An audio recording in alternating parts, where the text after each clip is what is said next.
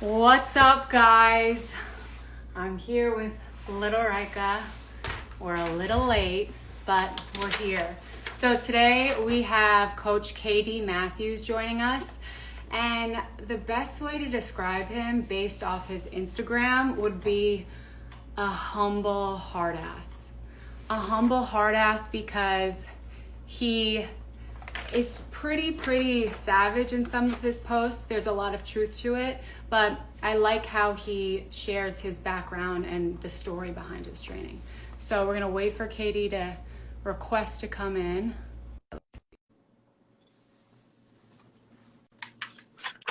Hey there. What's going on? How you doing, Katie? I am excellent. Yourself? All good here. Sorry I'm a little late. Had to deal with this little rat. Yeah, I was like trying to get my puppy all situated, make sure he was drained, he was run, he was gonna be kind of quiet. Yeah, of course. You gotta make sure they're all tuckered out. Yep. So first, can you talk a little bit about yourself and talk about Socratic K9 and who you are? Absolutely. Well, first things first. Thank you for the invitation to come on. Of course. Thank you for joining. Love your stuff. Like I messaged you, you're the king of memes. So keep those coming. So good. I plan on. I got a whole new series I've just done, and I'm dropping excerpts from a book I'm writing right now. So I'm going to start pulling little excerpts and throwing them in. Today's post was exactly that. So a little bit about myself. My name is KD Mathews. I'm the founder of Socratic K9. And what I do and what Socratic K9 does is it's kind of like my life's work finally come to fruition in terms of what I want to do for dogs, which means what I do for dog owners.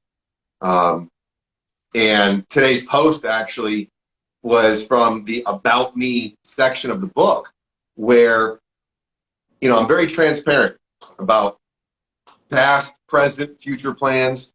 And I got my first dog back in, it was the 90s. It was a long time ago, right? I was 15 years old. This is before the internet. And I didn't know what I was doing. And it was an absolute nightmare. And I did everything I could. I went to every library I could to read every book I could get my hands on, trying to purchase VHS tapes, which even back then, a dog training VHS tape was still like $60. And Yeah. to a high school kid, I did my best. And who was making VHS videos of dog training? Anyone? They were out there. Okay. They were. I can't even tell you the names of them. They were few and far between. They were really grainy and horrible, but they existed. And that situation had a bittersweet ending. Ultimately, my parents gave me an ultimatum, and I had to get rid of the dog.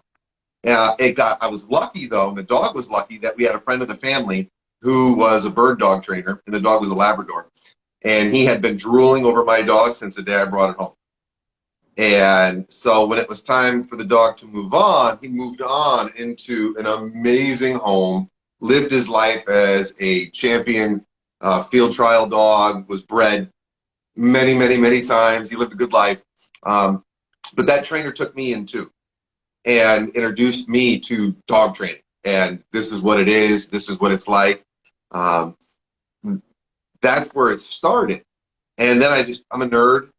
So I just became obsessed with learning all this stuff. And something I realized as I started working with more trainers and getting out and about was I realized I wasn't inherently good at it. I wasn't the guy who walked in a room and all the dogs behaved differently. And I was learning from guys like that, and women too. People who literally walk into a room, grab a leash, and the dog just melts. Mm-hmm. And it was very frustrating. I was very bitter for a long time. People would just say, just do this, just do that. And I'm like, I'm doing that. It's not working. That frustration became what Socratic K9 is based on. And that is, I figured it out. I got good at it. went on, trialed, helped other people with their dogs, you know, like, okay, I've achieved a measure of success in training a dog. But now it's like, well, what about the people? Mm-hmm. And I see other trainers out there, and over the years I've worked with other trainers, and like I started noticing my clients, my students were doing better than some of theirs. Now, mind you, that person might train the dog better than me and beat me in a trial. But that's not the service that we're providing for people as dog trainers. Mm-hmm. Sometimes. There are some people who that's all they do. I don't do that. And that's what Socratic K9 is. And for those that get the pun and get the reference of Socrates and the Socratic method, I want to teach dog owners how to train their own dog. I want to educate dog owners on all the things I wish I had access to. And all the while, over the last 20 years, while I'm working with dogs, I also, in my 9 to 5, every job I've ever had was in some form of teaching, whether it was in the private sector as management training, sales training, customer service training, or for the last 12 years, I've been involved in public education and teaching public school. And then I turned that into teaching public school teachers how to teach. I combined everything I was doing that I was exceptionally good at, which was communicating with people and educating people, with what I had learned through my own journey and struggle with dogs, combined the two, and that's what Socratic Canine is now, is educating dog owners how to understand their dog, how to relate to their dog, how to build a life for their dog, and yeah, how to train the dog too. And it's not an accident that I mentioned that last, because many people put the cart in front of the horse and they want to do obedience and this and that. And I'm like, you don't know how to spell dog yet, darling? Like, let's talk about the dog. Let's go over some ethology. Let's talk about 30,000 years ago what happened when we domesticated this animal, you know. And that's where we're at now. Socratic Canine, primarily, my flagship program is the K9 Blueprint, which is an online course that I developed that is huge, and it's unlike anything I've seen yet, and I hope I find something else out there because I like competition. I like the pressure. It combines self-paced online learning, like taking a college course online, with weekly group coaching sessions, private one-on-ones with me, a Facebook group. Like, there's all kinds of avenues to provide the support in addition to the information. And I've been privileged enough to work with some really awesome dog owners all over the world. And it's exciting and it's fun. Oh, that's awesome. I love what you're doing. I love that you're training owners, because I think that is the biggest thing. It's you could spend an hour with a trainer, and yes, the dog might follow the trainer's direction, but the moment that the trainer leaves, it's right back to the same habits, the same behavior, and it's really on the owners to do the things that are required. So they're the ones living with the dog. Yeah, exactly. So I want to jump into a few of the questions that were submitted, and then we'll go to the live questions. So it looks like Katrina EM has problems with her dog preying and harassing little dogs and getting feisty when meeting new dogs. Yes. What should Katrina do? As we get into the questions, what some folks might find real quick is they might get a little frustrated, because a question like this, many people are looking for an immediate, oh, well, just do this and hold the leash like this and your problems will be solved. And it's like, no. So I look at this question, and the first thing I say is, why is your dog interacting with strange new dogs? So what happens is people ask, so many questions are about what the dog owner perceives as a problem. That's what elicited them to reach out and ask. I don't see a problem, I see a symptom. I see a symptom of several other larger, all-encompassing problems, which would lead me to, if I was speaking with Katrina, the first thing I'd say is, okay, so why is your dog interacting with strange dogs? What's the context of that? So you're going out on walks and having your dog meet every other little dog it sees? Or is it, oh, well, at the dog park, and that's when I can pump the brakes right there and be like, oh, so at the dog park, your dog is chasing around. Yeah, so how about this? Short, quick answer, don't go to dog parks. Don't let your dog off leash around other unknown dogs. Actually, don't let your dog off leash, even around known dogs, if you don't currently possess the ability to immediately stop your dog's behavior with a sound that comes from your mouth, aka a word. That's the first thing, is that tells me there's a fundamental concern with how they perceive the needs of their dog. Do they think that the dog needs to interact with all these other dogs? As you can see, I got like a half a dozen questions that I would follow up to that question to be able to whittle it down to some direction. Ultimately, how a dog is going to interact is in the back of that dog's mind. How much are they thinking about the owner? Are they aware of the owner's presence? And typically, as a dog begins to get really aroused, and lots of times a dog who suddenly is let off leash amongst a bunch of other dogs, the arousal level is going to go through the roof, and suddenly aggression starts to happen because the dogs don't know even how to deal with their arousal at that point. Okay, I'm going to go ahead and assume that Katrina, I assume that her dog is a family dog and she wants her puppy to get socialized. So that's why maybe she's bringing the dog to the dog park. I also do bring Rika to the dog park. And I would say I'm an overprotective parent at the dog park. Like, I am scouting everyone out and seeing the dogs that behave badly or the owners that aren't paying attention to their dogs, and I will move to another section of the dog park. And Rika, obviously the Malinois, is very attentive to me, like we'll play fetch and interact, like it's a joint thing, but she does go and play with the other dogs. So are you saying that all dog parks are bad? Or I am 100% against dog parks, no exceptions, unless there's no dogs in it, for a long list of reasons. Okay, where do you live? I live in the Tampa Bay area of Florida. Okay, we live in Los Angeles. We don't have a yard.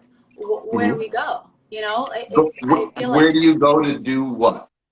Where do I go to, train my dog, socialize my dog, spend time with my dog? Okay. I lived in the city of Albany, New York for many years. I've lived in cities all across the East Coast with dogs in apartments. So very familiar with this. And what this is it's about our perception of what our dog needs versus what the dog needs. So let's talk about spend time with the dog. An empty parking lot, a sidewalk, a abandoned area. There's if you scout out an area, there's going to be places where you can be with your dog off your property, doing things with other stuff going on around. Socialization. Dog doesn't need to interact with other dogs in order to function. Socialization, the word itself, has been completely bastardized. The bulk of the benefit in terms of socialization, the way we think of it, like a dog learning how to interact with other dogs, that comes hopefully before the dog even came home to us. Right around 5 weeks of, depending on the breed, 4.5, 5 weeks of age, as the eyes are open, the ears are open, and the puppy is interacting with siblings, they're at a point in time where they really don't understand fear. And that's by nature's programming. It allows them to explore things and learn, because fear is an inhibitor, right? It keeps us from checking things out. Fear is like that safety gauge. So when they're at that age, they don't have a lot of it. That's when they're learning. Hopefully the breeder had, in addition to a mom, maybe some other adult dogs around that are good with the puppies, and the puppies are interacting with mom. People say, oh, well, the puppies are interacting with each other. Listen, the only thing puppies learn by interacting with other puppies is how to be assholes. Puppies are great for teaching each other all kinds of bad stuff. And so if we think about children, what are children learning from other children? They're picking up some things, but really it's Uncle Johnny teaching them how to do this. it's the community, it's grandpa, it's dad, it's older people, and that's what the puppy's getting at week 5, week 6. You start getting into week 7 and week 8. What happens is the way the puppy perceives the world starts to change. So think of it like a window. Like the window starts to close, and the way that the puppy interacts with the world, so to speak. Mm-hmm. The fear periods start kicking in. And there is no science as to like what day in your puppy's life a fear period is going to start. That you kind of have to observe them. You can recognize it when you really know your puppy. Well, at that point, that's when the puppy comes home to us. So now we're like, oh, I got to socialize my puppy. So we take it out. We introduce it to every dog. The problems there is it's a risk versus reward thing. All it takes is one jerky dog that we meet out there to scare our puppy. And heaven forbid, it's at a point in time when that puppy's going through a fear period. Good luck undoing that. So instead of thinking I need my puppy to be interacting with all kinds of other dogs, instead I take the puppy everywhere. I take them out around other dogs, and I teach the puppy to be neutral. Teach the puppy that I'm the value. I'm the center of your world. Oh, there's a dog over there. Cool story. What are we doing, Dad? What are we doing, Mom? And they're not, at that point, they don't need to have these experiences to benefit them, teach them how to talk dog, or teach them that dogs are cool. Interacting with other dogs doesn't automatically mean that they're going to like other dogs. Just like interacting with other people doesn't mean we're going to like them. Right. So I think, and there's a few other people that are asking about a Malinois jumping on people or barking at people. So is it the same thing, you know, take steps back and like really work on the dog at home? How would you address that? I know you really work on the fundamentals, like when you bring a dog into your home, but like if you were to answer something like that, what would your advice be? Though the first thing is I'd want to know what's the context. So is this dog jumping on family members? Is it jumping on, typically people tend to have it like a guest comes over. My dog jumps on my guests, stuff like that. We'll start out by assuming it's a very amicable behavior, right? Mm-hmm. We'll just kind of default to that. Yeah. So we always want to look at what does the dog want? And this is something a lot of people don't think about. Whenever our dog is doing anything, especially if it's something we don't like, and we want a behavior we want to get rid of, like jumping on people. Realize this, dogs operate off 2 questions 24/7. How can I get what I want? How can I avoid what I don't like?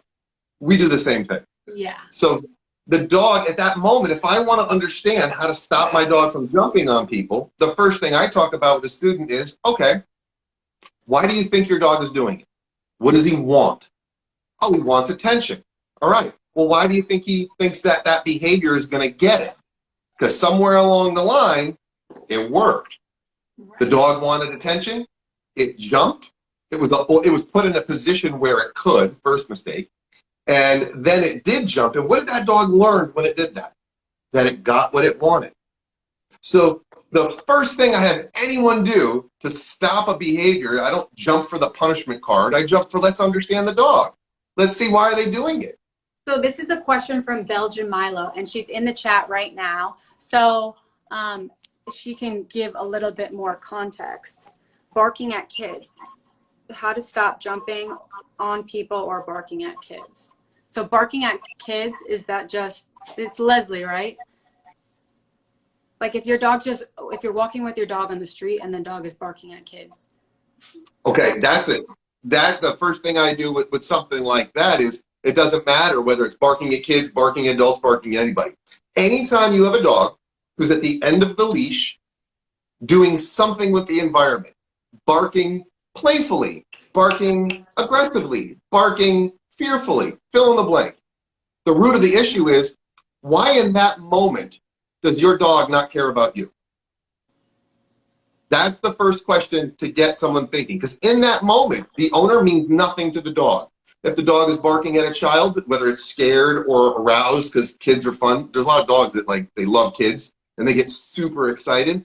So the first thing I say is, well, What's up with your relationship that your dog thinks something else other than you is so interesting that it's now going to get frustrated that it can't go interact with them? So I wouldn't say, oh, well, just crank the dog on a leash for barking at the kids. Like, no. Like, and it's not because I oppose punishment. It's because let's understand the dog. Like, what's the root of the issue? Why are they doing it? The owner needs to build a lot more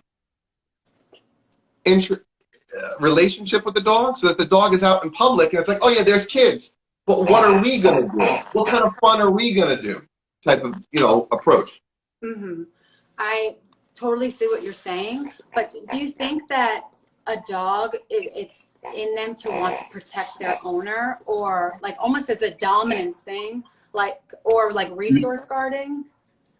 So two very different things.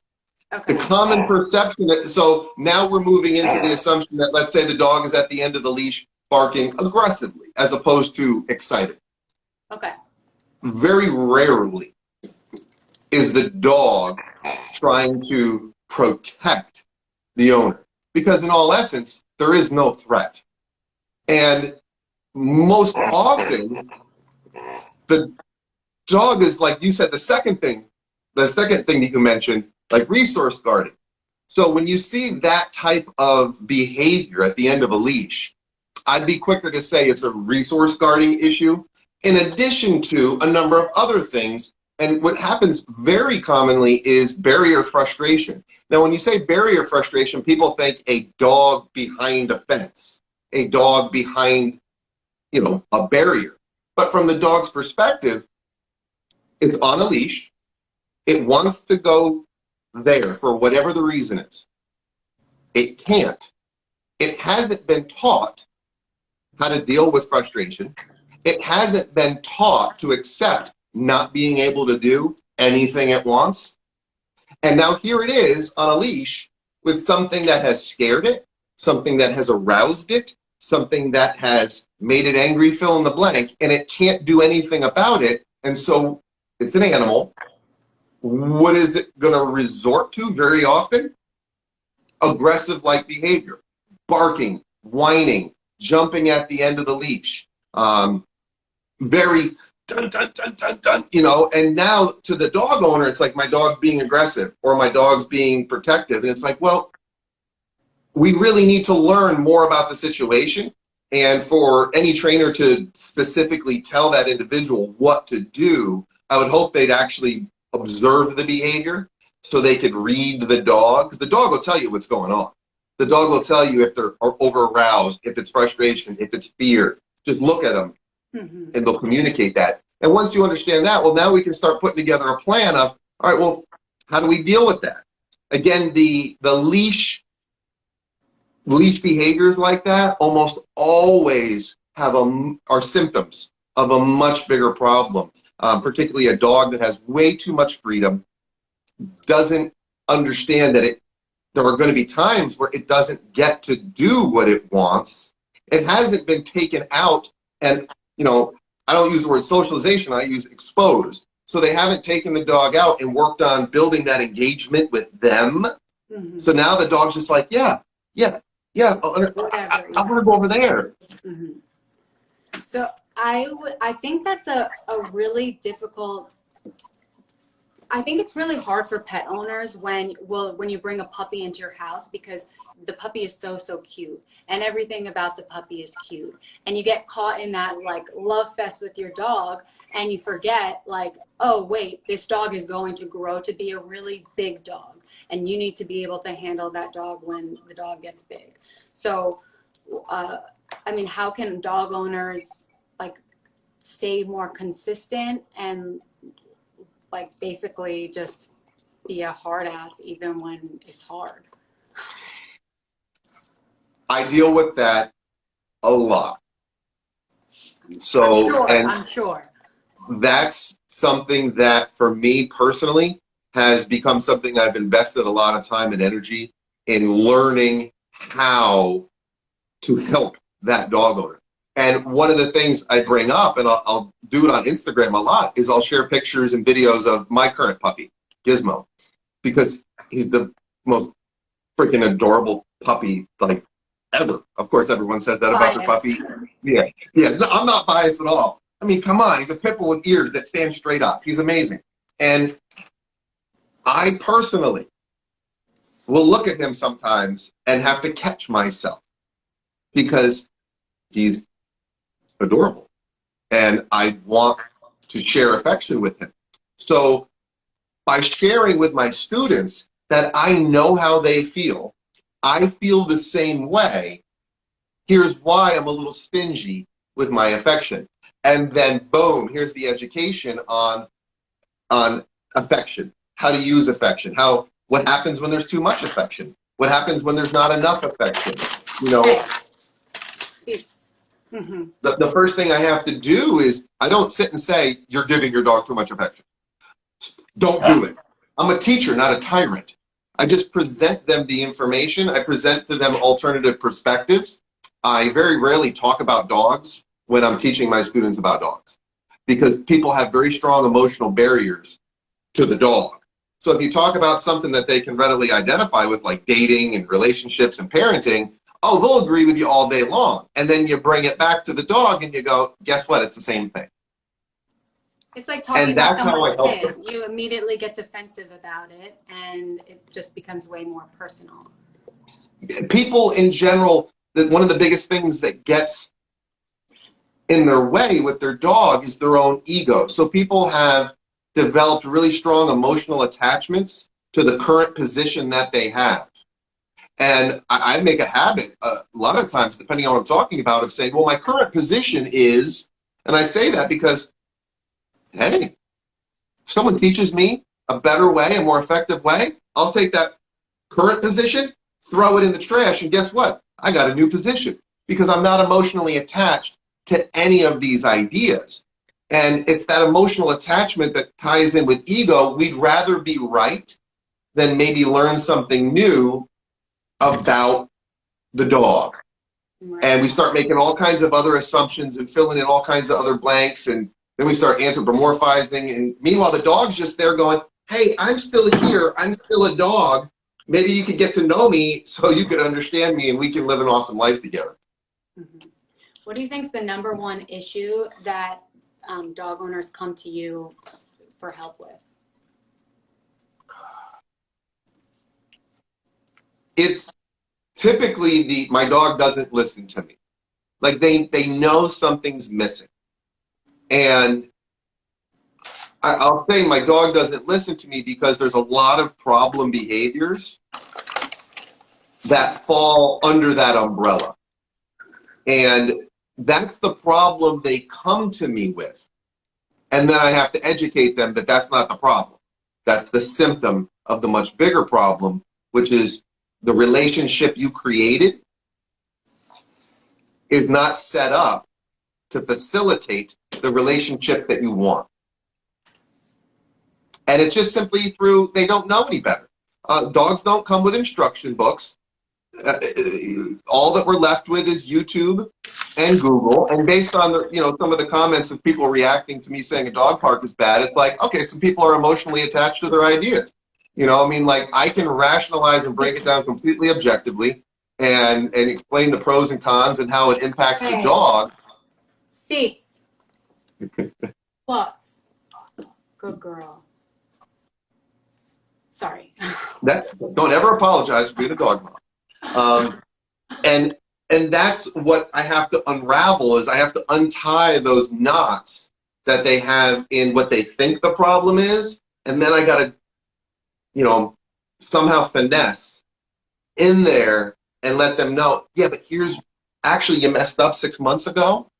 So your problems on leash are actually starting at home. So when people tell me they have problems with leash, we talked about the leash question. My problem is only when we're on leash. I don't need to change anything in the home. And it's like, well, let's just humor me. Let's talk about the home. What rules does he have? Well, he doesn't mess anything up at home. He's perfect at home. Wait, I'm going to interrupt you. Okay, Yeah. Shepherd's Daily Lives. Wolf Pup. Jillian is the Reikinator talking, aka Reika's mom. Oh, well, yeah, that's me. Yes, she is talking. Come here. Last live, she was sleeping on her little elevated bed and she was so good. Today, it's a little bit different. Dave was playing with her just before and kind of got her all riled up. Mm-hmm. And now she obviously is back, wants attention, and I'm out here. What would you suggest I do? Right now? Right now, yeah. Like if I am, let's say, if I'm working and the dog is getting into stuff, like chewing at the paper, chewing at, like, growling, you know, barking. She's not doing all that. But what would you say is a useful tools to stop it? Well, at that point, if you are focused on something else, it's management. Because at that point, your attention is dedicated on whatever it is you're doing. It's irrelevant because you do deserve to be able to focus your attention as a mom on things other than being a mom. And in that moment, the best thing to do is I'll put the dog in a crate, or I'll secure the dog in a safe environment where I don't have to be teaching. Because if I'm not teaching, that means the dog is teaching itself. And if the dog is teaching itself, that means I'm not in control of the lessons that it's learning. And so in situations like that, it's totally management. Because what are my options? My option is take away from the task that I'm currently engaged in, whatever it might be. So now I'm taking away from my ability to be effective there. And now I'm halfway cut. I got one eye over here on the dog. I got one eye over here. I'm not doing a good job at either one, which is going to possibly increase my chances of getting frustrated. And you better believe, folks, your dog will know you're frustrated long before you're willing to accept that you are. And at that moment, you can't be an effective teacher if you're frustrated. So if I'm, like right now with you, oh, my puppy's in his crate, so that I don't have to be worrying about him learning something that I don't want him to learn. Like an electric cord feels great in his mouth. You know, when he learns that lesson, I'm going to be right there to help educate him on what he's never going to do again so I can save his life. If I can't give him that attention, then that means I'm not in a position to run classes and in session. I'm going to safely put that dog somewhere where they can just learn to self-soothe. Okay, you're so right, and that is on me. This is my fault. I should have put Rika in the crate and not taken her out. I left the crate open. She's fun out here. Everyone wants to see her. She is a lot of fun. Come here. Well, I mean, that's the hard thing about all this. It's like, hold on. It's like we put so much time and energy into training and teaching her good behavior, and it's funny. It's like people want to see like the dog act all crazy, but it's like it's hard, I think, to find a balance of like fun things to share and also teach good behavior for dog parent and dog. Like you want to set a good example, but you also want to have fun.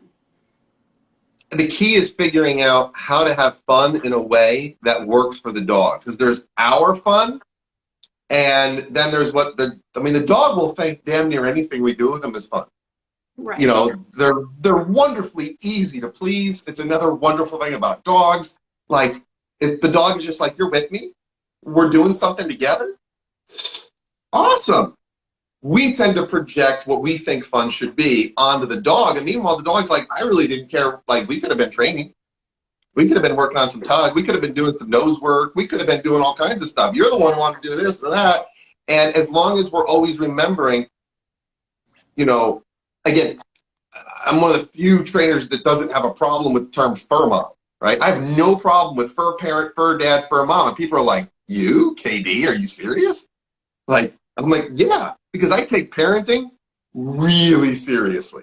Like, to me, that term parent it means a lot. So it's like, cool, you want to be a fur mom, fur dad? I support you. Just make sure you're not being a fur grandma or a fur granddad. Because there's a difference between what, grandma and grandpa treat me. I mean, candies, unlimited ice cream sundaes. I love going over there, as opposed to my parents. So I still had fun with my parents. They figured out activities that would teach me things while still being enjoyable. Mm-hmm. That's so true. That's a funny analogy. Okay, so I want to go to the questions. Sorry, we definitely went off tangent. This is a little chaotic with Rika running around, so I apologize. If anyone wants to ask KD a question, please ask away. Guys, hold on. I want to read through some of these comments. Cuba K9, guys, just letting you know, you must punish your dog's unwanted behavior when they are young. I mean, really, really young. Believe me, you must punish puppy biting in early stages. Okay. Okay. Let's see. All right. Katie Libertori is asking, what age to start training? Well, the minute the puppy comes home to you, they're learning. So whether people realize it or not, you're training your puppy every moment you're with them, and even when you're not with them. If the puppy's eyes are open, they are learning. The question is, what are you teaching them? And oftentimes people aren't aware that it's all learning. Every second of it is learning. So when I see people like, oh, well, it's just a puppy. So they tolerate a lot of behaviors from the puppy that they're going to flip their minds out about at a year old.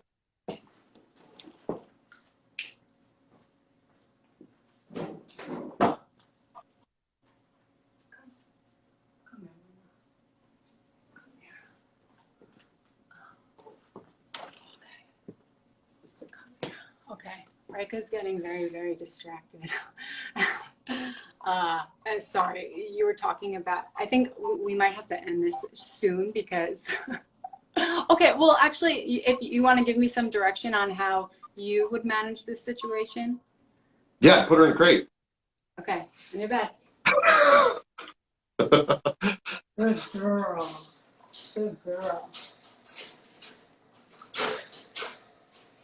Problem solved. Okay.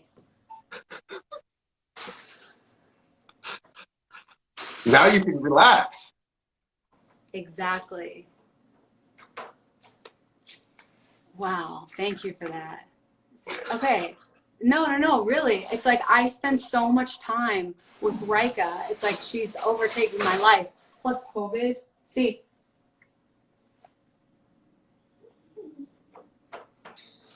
And it's way easier to engage. And like we're playing, training, like all the time. I mean, she's a very we expose her to everything. But I think she's probably a spoiled brat because of it. Here's how I define spoiled. Spoiled is not determined by how much one gets. It's determined by how they behave when they don't get what they want. So you can spend so much more time with your dog than somebody else, and your dog won't be spoiled, providing that during that time that you spend with them, they're also learning that they can't always get what they want, and that you do start things and you also end things, and that ultimately you are in control of the situation. But you can spend all day with the dog and still teach that. So it's not, people can't accuse you of like, oh, you spoiled Rika because you spend so much time with her. That's not a direct correlation. That wouldn't be fair to say. It would be about how do you interact with her? What is the nature of your relationship when you play with the dog, when you are interacting? Are you a playmate or do you lead the play? Do you have a plan for the play? Is the play working in your favor to teach behaviors that you want? That's the difference. So Wolfpack is saying make the crate a fun place. Does she have a chew? So I just want to show Wolfpack. Yes, she has that little snake stuffed animal toy in there. And then she has this Himalayan Yakima chew. But Well, right now, this is a good thing. Right now, you are more valuable than any of those inanimate objects.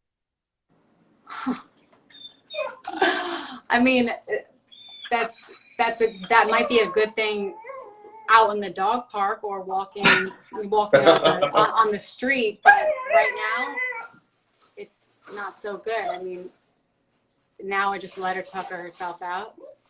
You don't have much of an option. So what's happened is right now the dog is protesting. The dog is saying, I don't want to do this. I want to go back and play with you. That was more fun. And at the very least intrusive intervention would be just, yeah, whatever. Like, they got to figure it out. There are levels of interventions. And it's so funny to me that, some of the comments like, oh, he's an old school trainer. Are you kidding me? I haven't even talked about old school stuff. Like, I've been so gentle with any references to punishment and dealing with that, because honestly, that's not educational to tell someone just to punish the dog. Let's learn about what's happening first before we start saying punish or not to punish. I use clickers. I do more reinforcement than you could ever, count. But at the same time, there's balance and understanding. Like, is my dog being a brat, or is my dog overtired? Sometimes the dog can be overtired, and people think, especially a puppy, oh, it's being defiant. No, it's being tired, and we probably should just put it away, because any type of punishment in that moment probably isn't going to do anything. So there's a lot of variables to all of that. Mm-hmm.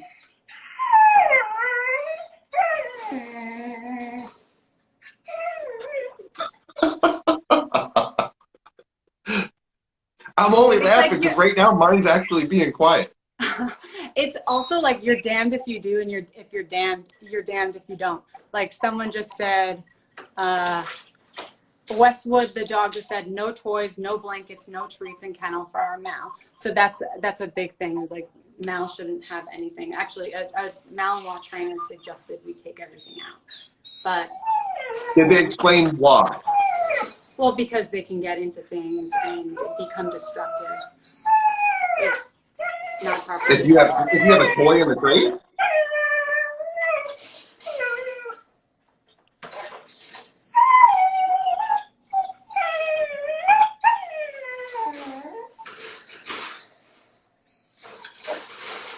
You're doing good by not turning around and looking at her. Well, the front-facing camera, I could see her. You're cheating. Got You're her, cheating, Mom. Like, for me, the only time I take it, there are times where I take everything out of the crate, and without question, at nighttime. So at nighttime, like, no, you're not chewing, you're not entertaining yourself. It's sleep time. So at nighttime, I won't have anything in the crate. Depending on how long the puppy is going to be in the crate during the day, a couple hours, I might put like a Kong in there. But my puppy, I don't use Kongs in training with him. So, I mean, I use other items for training. So it's not like he's getting his paycheck all the time. So that's one argument that a lot of trainers go, oh, well, that toy should be the reward, and you're giving it to them for doing nothing. All right, so how about you just don't use that as a reward? Mm-hmm. Hold on one second. This is what we also do to help her relax. And I apologize, KD, because I did not anticipate her having a little fit. But then again, she is a puppy. So we'll put this on, and I don't know what you think about this, but this has been a lifesaver for us and a game changer for her to calm down. Yeah. And just relax and fall asleep. Here's a little tip. If you ever run into a problem, I just had someone email me about this today. Sometimes the dogs will pull that through. So what I'll do is, if I have a dog who does that, you just get a cheap piece of particle board or plywood and cut it out a couple inches on either side, larger than the top of the crate. Put that on top of the crate, so when you put the sheet over top of it, there's no way they can't get it through the top. And because the wood extends over the side of the crate, they can't get the sheet and pull it in. Okay, yeah, we should definitely do that with her. Because one day, that sheet will be in there. Yeah, 100%. Oh, well, I appreciate you for coming on and doing this, and also helping me live with Rika, and definitely opening my eyes up to certain things that I'm doing that I can improve on. So thank you. You're very welcome. Thank you for the opportunity. Any last thing you want to say? Just that I really, my shirt, honor thy dog. Like this phrase means a lot, and I usually close all of my own lives with it. I say, honor thy dog and drop your ego before you pick up the leash. Because if we love the dog as much as we tell everyone on social media we do, then that means knowing the dog in front of us, and doing what we need to do for them, regardless of what others think. And in order to do that, we do have to drop the ego before we pick up the leash. I love that so much. Thank you, KD. Thank you. All right. Take care. Bye. Bye.